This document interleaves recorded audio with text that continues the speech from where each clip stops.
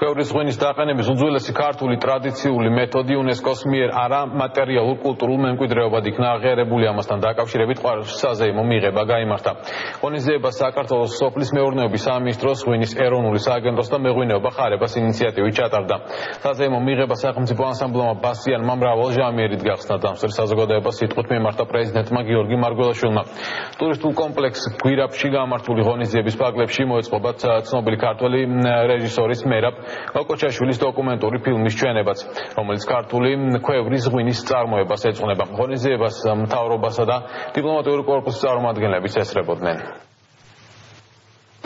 Ულოცო ყვარელს, კახეთს, ყველა ქართველს, რომ ის განსაკუთრებულობა რაც ჩვენში არის, დღეს ამას ვზეიმობთ იმას, რომ იუნესკომ ქვევში ღვინის დაყენება შეიტანა თავის არამატერიალურ მსოფლიოს კაცობრიობის არამატერიალურ ძეგლთა სიაში.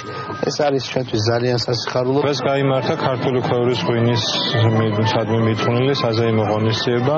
იცით რომ სულ ცოტა ხნის წინ იუნესკოს მიერ ნომინირებული იქნა ქართული ქვევრის ღვინო როგორც არამატერიალური კულტურული მემკვიდრეობის ძეგლი და ეს ძალიან მნიშვნელოვანი ფაქტია საერთოდ ყველა ქართველისთვის. დამატებით პასუხისმგებლობის გვარის გვაკისრებს ეს